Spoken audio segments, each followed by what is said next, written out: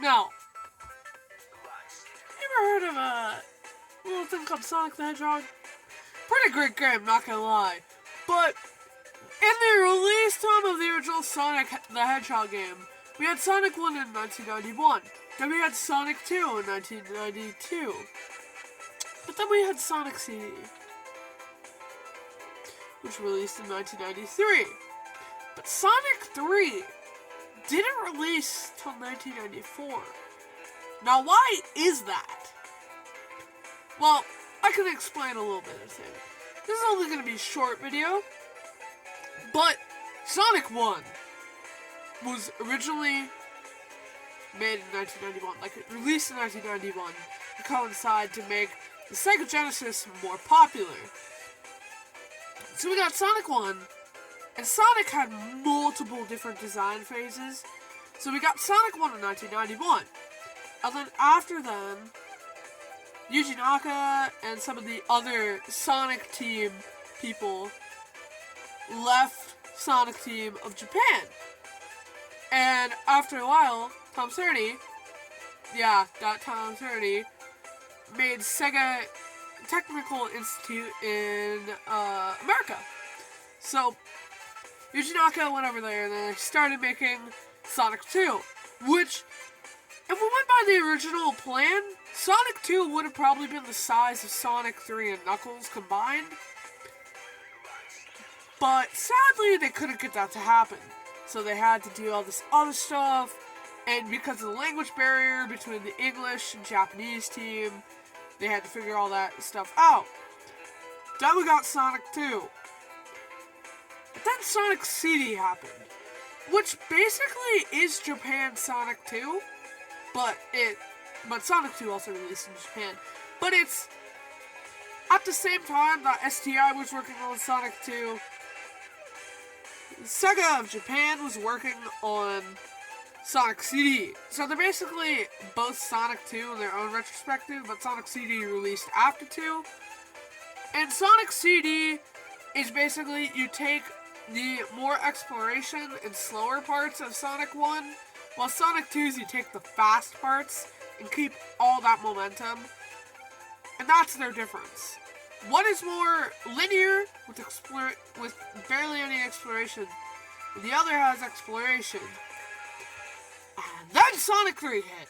Sonic 3 has fast-paced moments, but also has a lot of exploration to go through, and kinda, just a little, gets annoying, because, when you think about it, you have to do all this bullcrap just to finish the game.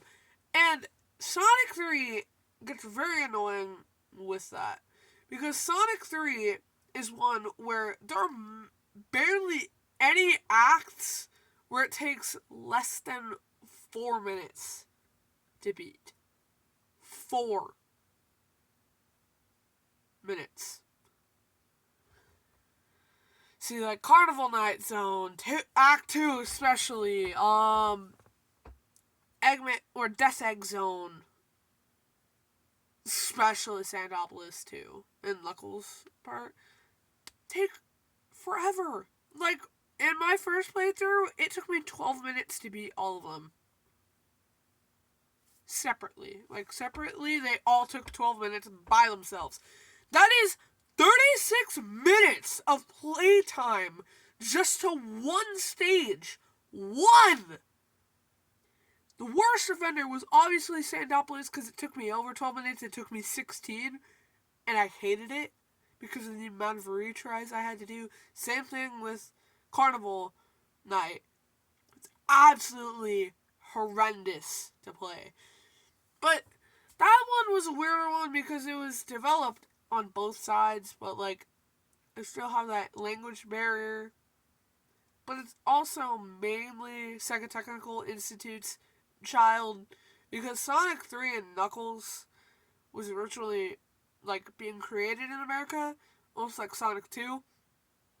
But the only reason why Sonic 3 and Sonic Knuckles are two different games is because of, I hate to say, McDonald's. McDonald's is the reason why Sonic 3 and Sonic and Knuckles exist separately because Sega was just trying to push some units, so they went with McDonald's to market Sonic 3.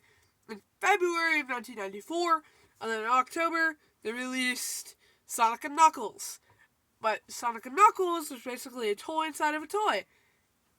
Boom! Lock on technology! And that is basically all the crap that went down with Sonic at the time that we like to speak of, because we don't speak of Sonic R. The Game Gear games are okay, but that's for another time.